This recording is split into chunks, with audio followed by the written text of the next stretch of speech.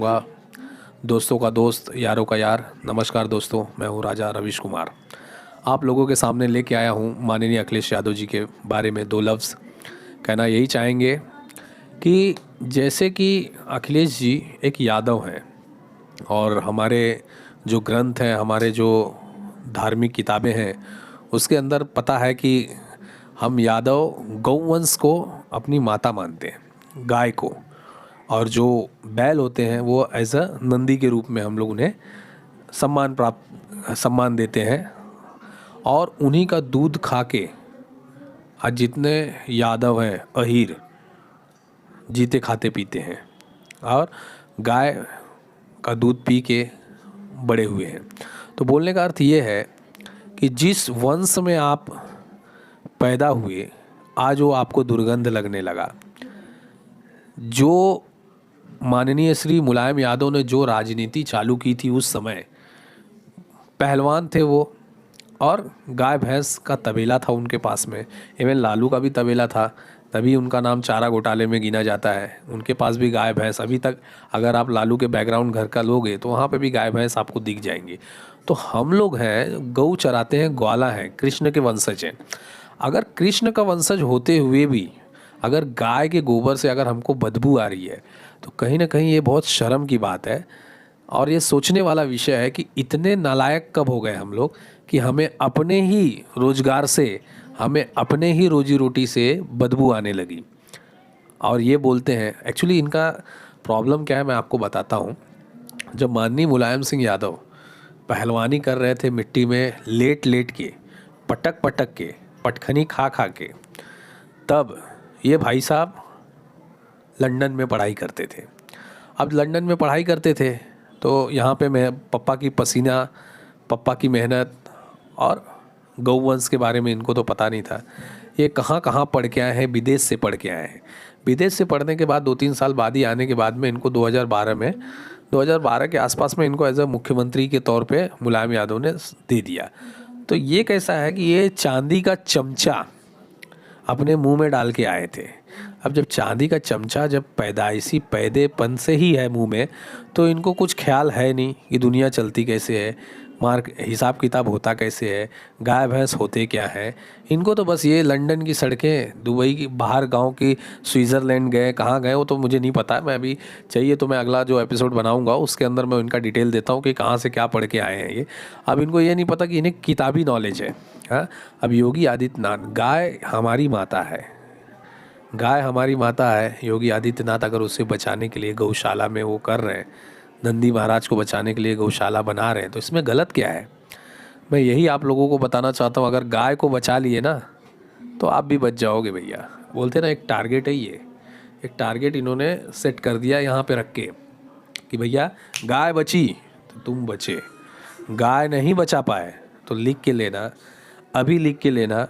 ये वीडियो 100 साल बाद भी होगा, नहीं होगा, डिलीट होगा, रहेगा, लेकिन लिख के लेना, गाय नहीं बचा पाए ना तो तुमको कोई माई का लाल नहीं बचा पाएगा। तुमको मतलब सारे सनातनियों की बात कर रहा हूँ मैं, ना कि किसी एक जाति या ना कि किसी एक कास्ट की।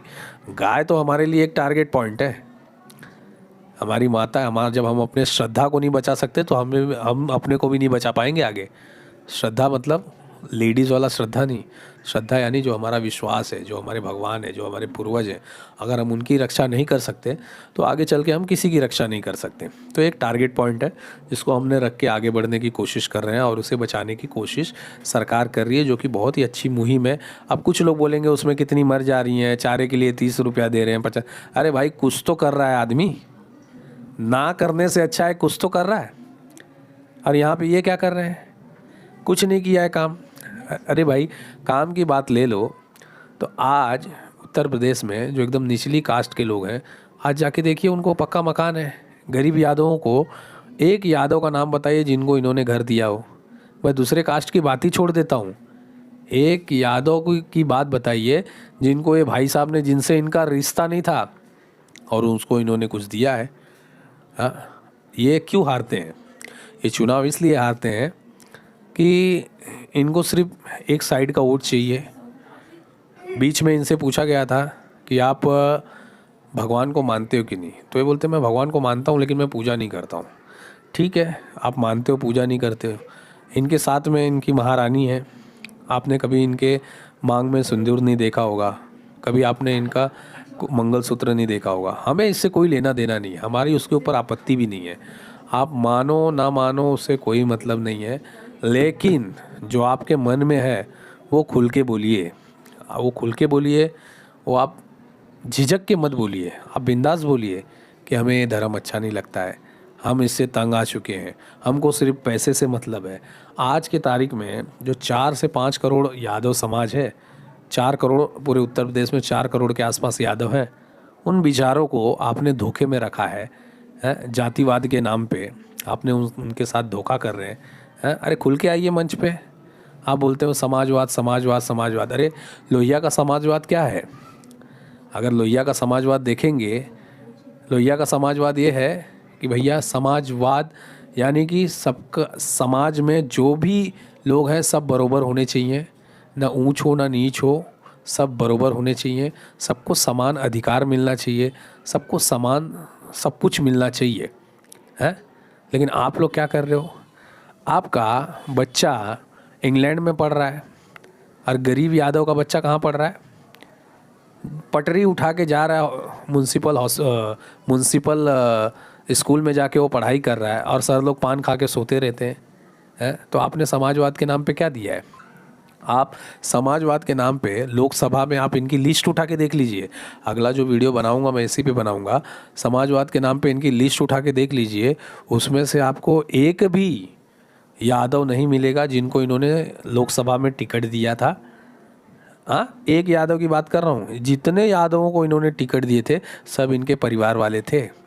बाकी के यादव क्या बेचारे मर चुके हैं? क्या हम लोग नहीं हैं? हम लोग जिंदा हैं कि नहीं मार्केट में या समाज में? हम तो बोलते हैं आंख बंद करके भैया की जय। अरे भैया ने हमारे लिए क्या किया? भैया ने हमारे लिए क्या किया है? भैया पढ़ा रहे हैं विदेश, भैया रहते हैं एक राज दरबार में, वहाँ पे उनको सब फैसिलिटी मिल रही है। अरे हम क्यों पागल हो रहे हैं भैया के पीछे? हाँ, हमें जो कोई 1 रुपये की मदद नहीं कर रहा है, हमें जो कुछ कोई काम में हेल्प नहीं कर रहा है, जो अपने देश की बात नहीं कर रहा है, जो अपने धर्म की बात नहीं कर रहा है, अभी एक आके कोई शरीफ बंदा शांति प्रिय समुदाय का किसी यादव को पटक के मारे तो ये भैया जी खड़े नहीं होते बचाने के लिए। तो काहे का भैया जी भाई? हाँ, काहे का भैया जी?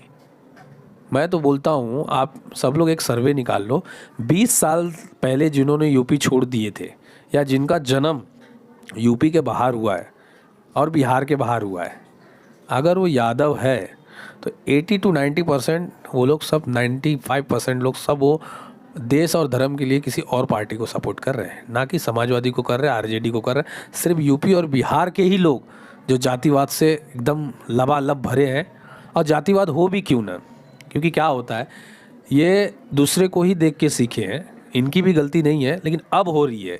ये किससे देख के सीखे हैं? एक समय था बड़े जो कास्ट के जो लोग रहते हैं वो सिर्फ अपनी जाति का जय जय जय दबंगई, हर जगह जय दबंगई और हम सर्वश्रेष्ठ हैं, ये सब धुन में थे।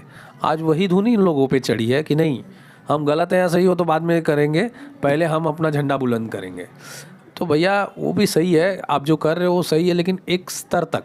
अगर आपका नेता भारत माता की, कोई बोले भारत माता की जय बोलिए और वो नहीं बोल रहा है, नहीं मैं ये देश में महंगाई है, ये देश में गरीबी, ठीक है, महंगाई और गरीबी कोई नेता आके आज तक साफ नहीं कर पाया है। न तुम कर पाओगे, न तुम्हारे बाप कर पाए थे, न तुम्हारे आने वाला वो जो इंग्लैंड में तुम्हारा बच्चा पढ़ रहा है वो कर पाएगा, कोई नहीं कर पाएगा, वो तो सबको पता है। ना बेरोजगारी कोई दूर कर पाया था, ना आगे दूर कर पाएगा। लेकिन देश और धर्म के बारे में भी आपको सोचना पड़ेगा। नहीं सोचोगे तो भैया आगे वही हालत होगी जो अभी हो रही है, कि आपके जो सपोर्टर हैं वो तंग करेंगे लोगों को, और लोग तंग आके उसी पार्टी को वोट देंगे जो आपके अपोजिट में है, जो देश और धर्म की बात करेगी। और आप तो करने वाले नहीं हो, क्योंकि आप कर दोगे तो आपको डर है कि कहीं मेरा वोट छटक ना जाए। अरे आज देख लो, आज बांग्लादेश की हालत देख लो, आज पश्चिम बंगाल की हालत देख लो, स्थिति उतनी भी बेकार ना हो जाए कि आपके हाथ से निकल जाए। तो समय रहते स्थिति को समझो, और दुर्गंध और सुगंध की जो राजनीति है वो छोड़ो, और धरातल के पटल पे आके सच्चाई को जानो। और सच्चाई को जान के जब उस हिसाब से आप एक ये बनाएंगे, उस हिसाब से जब आप मुद्दे गढ़ेंगे, तो आपके बातों में दम होगी और सर्व समाज आपके लिए खड़ा होगा। नहीं तो वही बेचारे जातिवादी यादव और अपने भाई ये तो शांतिप्रिय लोग हैं ही, यही सब जय जय जय जय भैया जी की जय करेंगे, बाकी कोई पीछे आने वाला नहीं है। और मैं बोलता हूँ कि अगर आप सुधार कर रहे हैं आने वाले समय में तो ठीक है, नहीं तो भैया नैया तो पार होने से रही। तो जय हिंद, जय भारत दोस्तों। अगर आपको ये वीडियो अच्छी लगी तो लाइक सब्सक्राइब कीजिए और शेयर कीजिए। नमस्कार।